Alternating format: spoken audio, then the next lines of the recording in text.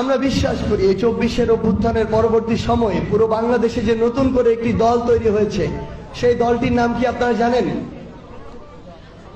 সেই দলটির নাম হচ্ছে বাংলাদেশ জাতীয়তাবাদী সুবিধা বঞ্চিত লীগ। বাংলাদেশের নতুন একটি দল হয়েছে, দলটির নাম হচ্ছে বাংলাদেশ জাতীয়তাবাদী সুবিধা বঞ্চিত লীগ। এরা হচ্ছে সেই গিরগিটি, যেই গিরগিটিরা 5ই আগস্টের আগে পর্যন্ত গর্তে লুকিয়েছিল। 5ই আগস্টের পরে তাদের ত্যাগই হচ্ছে সবচেয়ে বড় ত্যাগ। এরা হচ্ছে সেই গিরগিটি, যেই গিরগিটিরা 5ই আগস্টের আগে যাদেরকে হারিকেন দিয়েও খুঁজে পাওয়া যায়নি, 5ই আগস্টের পরে তারা এক একজন মহানায়ক।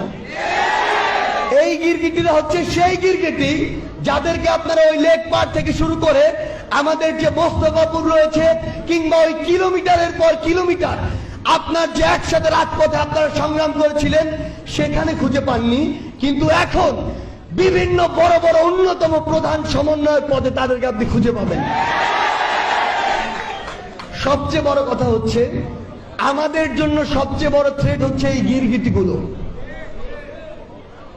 প্রত্যেকটি অভ্যুত্থানের পূর্বে এবং পরে এরকম অসংখ্য সুবিধাবাজ, বঞ্চিত, এবং সবচেয়ে বড় কথা হচ্ছে এদের সাথে আপনি আজকে কথা বলবেন, এরা সকল কিছুতে বৈষম্যের শিকার।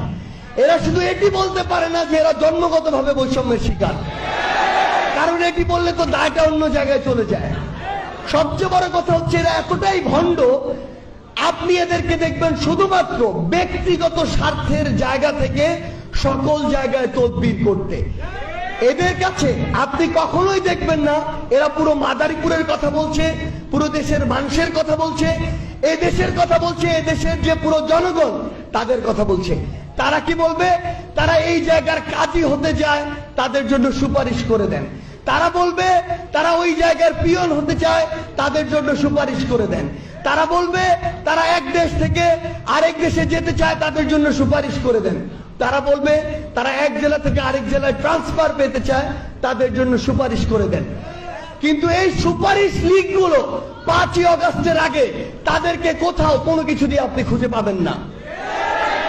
আমাদের সবচেয়ে গুরুত্বপূর্ণ যে বিষয়টি হচ্ছে, সেটি হচ্ছে আমরা এখানে যে মানুষগুলো রয়েছি, এই মানুষগুলো যদি আমরা ঐক্যবদ্ধ না থাকি, তাহলে এরকম বিভিন্ন প্রকারের লীগ আপনার আমার মাঝে বিভিন্ন চেহারায় ঢুকবে, আমাদের মধ্যে বিভাজন সৃষ্টি করবে, ছোট ছোট লোভ দেখিয়ে আমাদেরকে বিভিন্নভাবে আসামির কাঠগড়ায় দাঁড় করাবে, এরপরে আরেকজনের কাছে গিয়ে আপনাকে নিয়ে বদনাম করবে।